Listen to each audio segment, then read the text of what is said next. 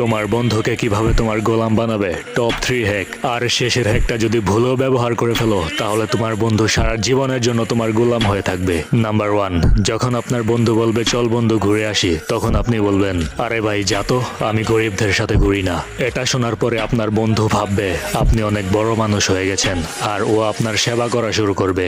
Number 2, আপনার বন্ধু যদি কোথাও ফ্রি বসে থাকে তখন আপনি তার কাছে গিয়ে বলবেন কিরে ভাই ফ্রি আসোস।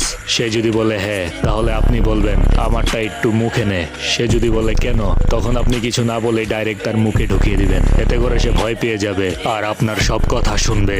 নাম্বার 3, আপনার বন্ধু যখন ক্লাসে মনোযোগ দিয়ে পড়াশোনা করবে তখন আপনি তার কাছে গিয়ে বলবেন আবে ওই চাকর, আমার জুতাটা পরিষ্কার করে দে। এতে সে ভাববে আপনি তার অনেক ভালো বন্ধু আর সে আপনার জুতা পরিষ্কার করে দিবে। তো গাইজ, এই ট্রিক্সগুলো অ্যাপ্লাই করার আগে অবশ্যই আপনার জন্য আগে থেকে হাসপাতালে একটা সিট বুকিং করে রাখবেন।